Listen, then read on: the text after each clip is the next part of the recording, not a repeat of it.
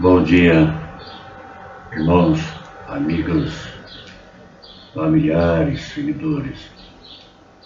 Hoje, dia 5 de janeiro de 2021.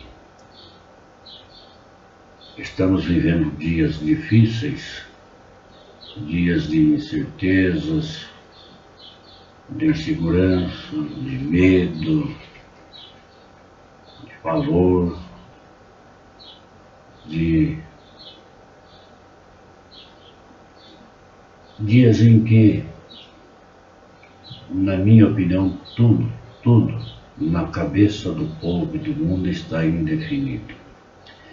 Por isso mesmo lhe desejo um dia de paz, um dia de bênção e um dia que você possa refletir.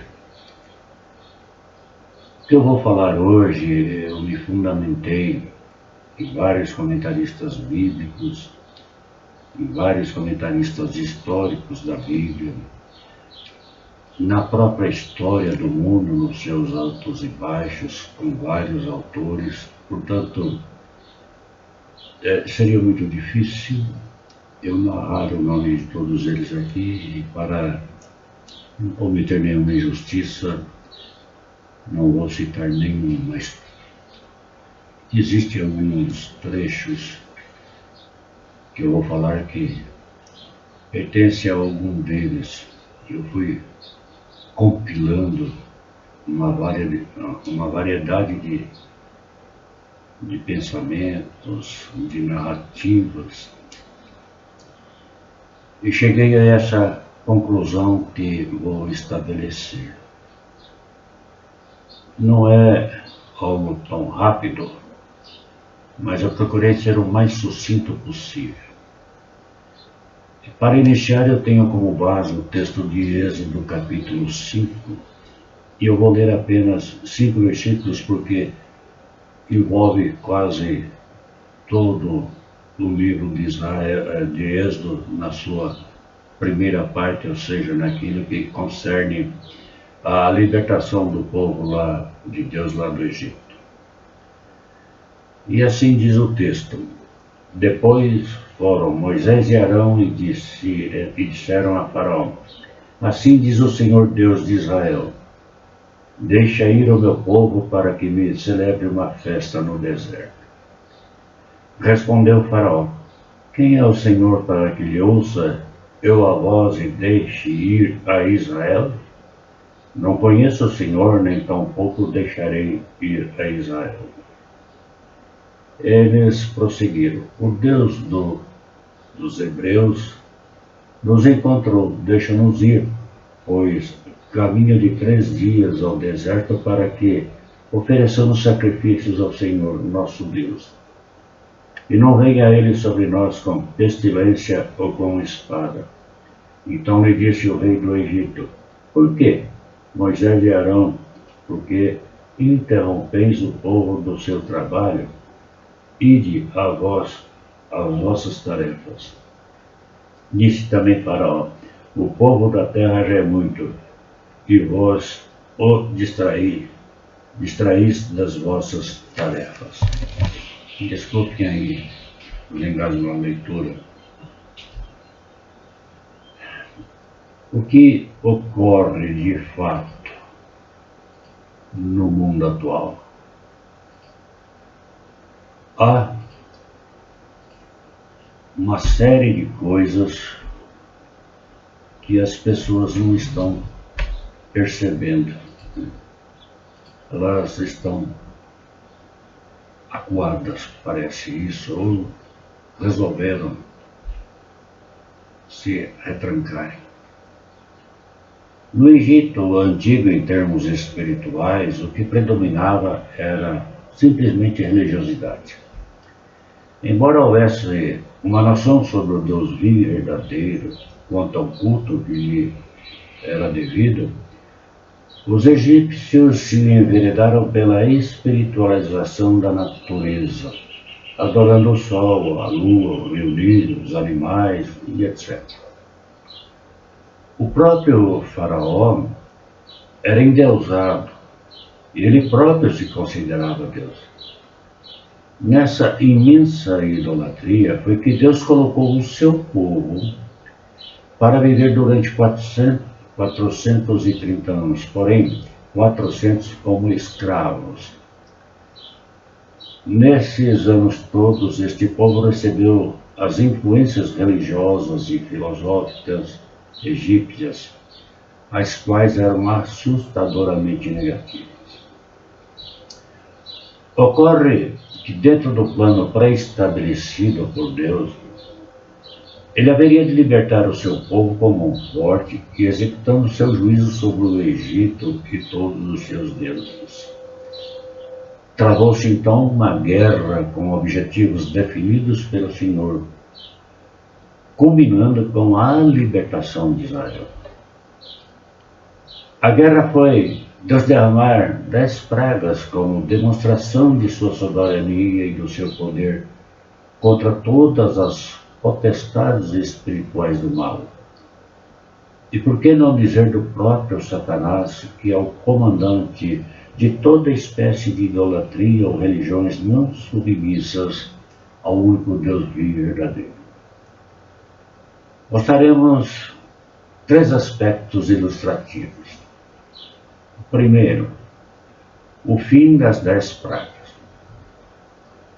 Conforme registra o livro de Êxodo, do capítulo 7 ao capítulo 12, percebe-se claramente que estas pragas evidenciavam o julgamento de Deus sobre aqueles que oprimiam seu povo, ou seja, Faraó com todos os seus ídolos cultuados ali.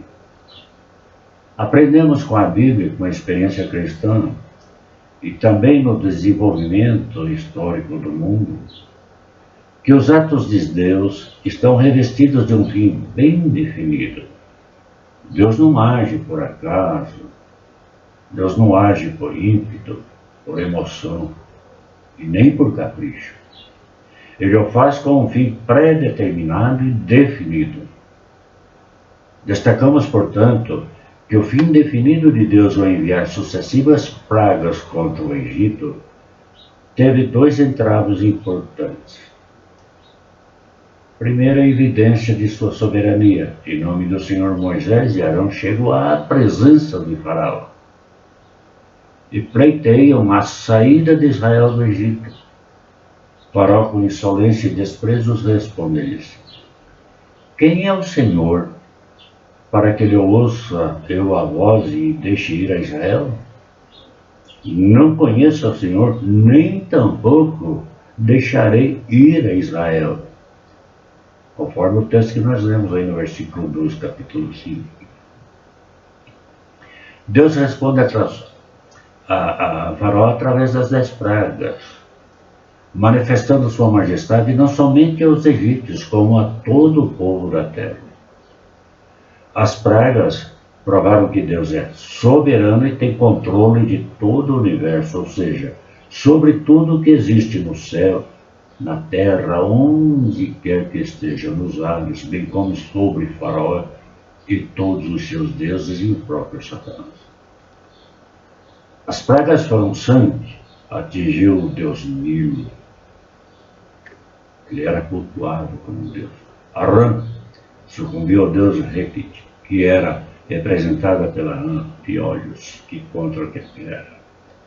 O Deus que defendia o povo dos piolhos, moscas, afetaram a deusa Sebe. A deusa da terra, Peste. Os animais atingiu o gado que representava no macho boi, o deus Leptos. Um dos mais elevados, úlceras, contra a deusa Noite, que em seus cultos cinzas eram espalhadas pelos seus sacerdotes como sinal de bênção. Saraiva atingiram Ísis e Osíris, os deuses da água e do fogo. Gafanhoto atingiu Ísis e Serepes, os protetores do país contra gafanhotos e outras espécies similares. Trevas mostraram a impotência de Ra, o deus Sol, finalmente morte dos primogênitos, o golpe fatal contra os deuses, especialmente Faraó. O crescimento da fé no coração de Israel começou.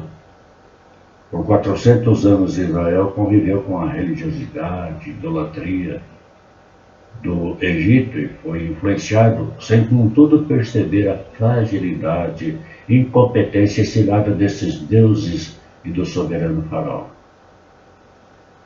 As pragas, portanto, teve como ação fundamental o crescimento da fé de Israel e lhe mostrar duas coisas. Uma, só o Senhor é Deus, Deuteronômio 6,4. Outra, o Senhor como Deus é o único poderoso para livrar e conduzir o seu povo à vitória. Isso nós encontramos em Êxodo 18, 9 a 11. O segundo ponto é a limitação dos magos de Faraó. No início pareciam que eles eram também soberanos. A oposição dos magos na luta travada pelos senhores e seus servos contra os deuses do Egito e a opressão de Faraó, fica evidente a participação dos magos contra os planos de Deus. Os magos eram elementos influentes na vida religiosa de seu país e gozavam de toda a confiança e regalias de Faraó. Seus nomes não são exatamente revelados, mas segundo Timóteo 3:8, bem como o caráter de ambos e o fim de sua oposição, Gênesis e ambos fizeram oposição a Moisés. Assim, os magos simplesmente imitaram, mas não tiveram a mesma eficácia. Eles foram até onde o soberano Deus lhes permitiu.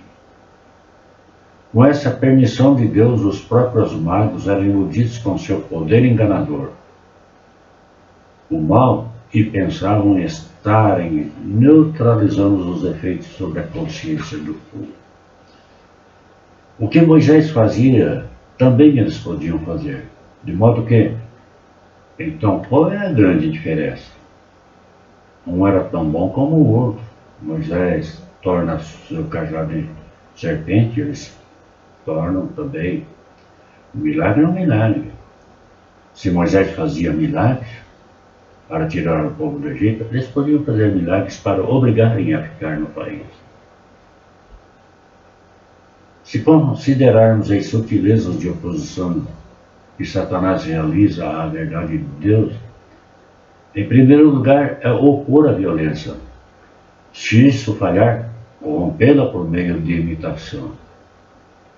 Porque isso procurou em primeiro lugar matar Moisés, capítulo 2:15, e tendo falhado em realizar o seu propósito, procura imitar as suas obras. Da mesma forma aconteceu com a verdade confiada à Igreja de Deus.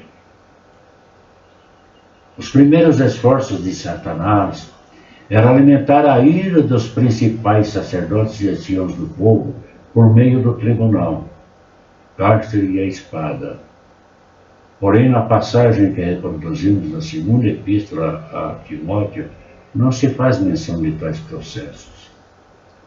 A violência aberta foi substituída por um meio muito mais astuto e perigoso de uma profissão vazia e ineficaz de imitação. Sinédrio. O inimigo, em vez de apresentar com a espada da perseguição na mão, usa o manto profissão, professando e imitando aquilo que em outro tempo combateu e perseguiu, assim consegue vantagens assombrosas no tempo presente. O pecado moral tem revestido de formas horríveis, de século para século, manchando a história, não apenas nos antros e cavernas das trevas humanas, mas nos ocultos da profissão fria, impotente. E esta é uma das obras-primas de Satanás. E naturalmente, o homem, como ser caído e corrompido, torna-se egoísta, cobiçoso, vaidoso, altivo. Mas tudo isso sob uma formosa aparência de piedade, denotando uma força especial de Satanás contra a força, a verdade. Isto nos últimos dias. A estratégia de Faraó então foi, quando Faraó percebe que seus magos nada mais podem fazer para imitar as pragas que começa a haver uma destruição entre o povo de Deus e o povo do Egito, conforme Êxodo 8:16 e versículos seguintes, ele faz várias tentativas para manter Israel cativo nas terras do Egito, procurando desvirtuar o sentido amplo da santificação, adoração e serviço ao Senhor.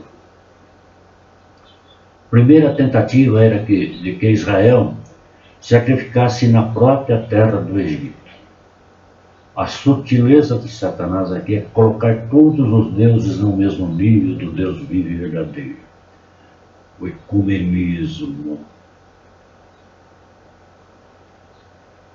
Apenas fazendo a distinção entre Israel e o Egito, ambos com seu culto, porém todos no Egito.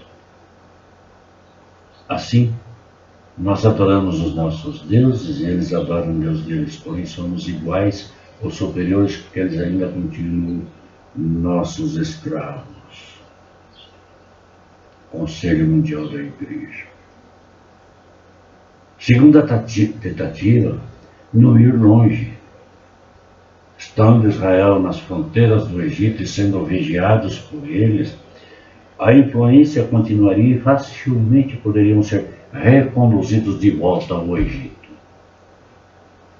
Terceira tentativa, Israel estaria liberado para ir adorar, desde que os filhos não os acompanhassem. Perceba hoje, muitos dizendo, nossos filhos foram batizados na infância, mas foram para a faculdade se perderem. Uma libertação parcial que implicaria na divisão de Israel. Enquanto os pais serviam a Deus vivo e verdadeiro, os filhos estavam entregues à idolatria e ao mundo. Eis aqui um cuidado para os pais cristãos tomarem.